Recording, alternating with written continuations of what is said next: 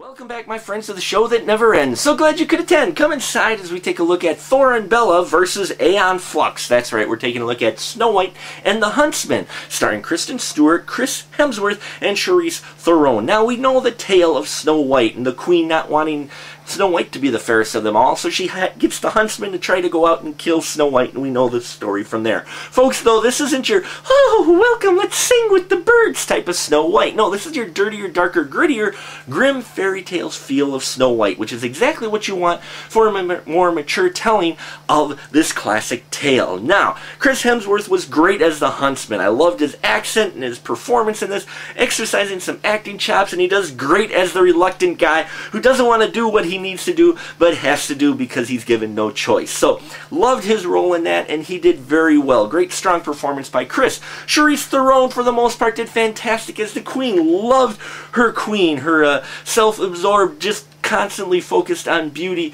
Queen, who also, you know, is doing all these things to try to stay young. She's got some powers. Now, her dialogue did just get a little bit over the top in some of the scenes, but it was fitting for the character, so it didn't take away from her character or the scene she was in, but it was a little bit going, wow, that was a little bit too much there. Tone it back just a little bit, Charlize. So she did fantastic as well. And then let's talk about the dwarves. A surprise casting here. I didn't really notice too much of the casting going into the film, but you got Bob Hoskins and Ian McShane in here, and you had Ray Winstone in here, and you had Nick Frost, and all these other great characters playing the dwarves, who weren't just your comic relief, okay? These were some serious kick-ass dwarves, and though they did have some humorous moments, it was fitting, didn't take away from the seriousness of their characters, and I loved the performance of everybody, especially Bob Hoskins.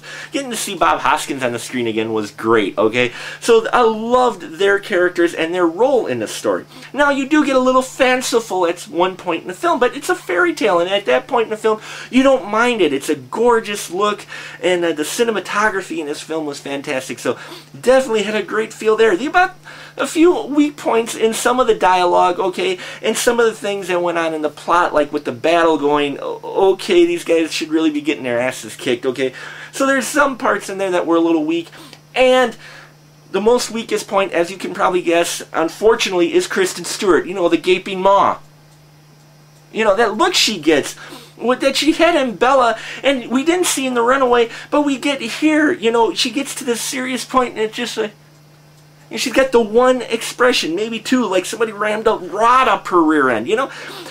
I would love to see more expression. Now, you do get hints of that from her role when she's not being the main focus of the camera. I don't know if she still gets camera fright or what, but maybe it was the direction that they were trying to give her. But in the parts where she wasn't the main focus of the camera, I actually liked her. She seemed to loosen up a bit in her character, and she didn't quite seem so stiff. But when she does get in front of the camera, she does seem to stiffen up a bit. And even when we get to the epic kind of speech, and just in general, she just seems a little still too stiff in front of the camera. And for a role like this, you need someone with a little more emotion. So unfortunately, she was about the weakest point in the film. And some of the dialogue, though, you know, was fitting for the story, was a bit cheesy. And but special effects in there also really good, decent special effects, and like I said, the camera work was excellent for the most part, except for the battles with the shaky cam. But then again, you're dealing with PG-13, so go figure. You're gonna have shaky cam during action scenes. Don't get me started on PG-13. 3.5 stubs, folks, from me for Snow White and the Huntsman. Overall, a great performance, great body of work, definitely worth your time, at least for a matinee.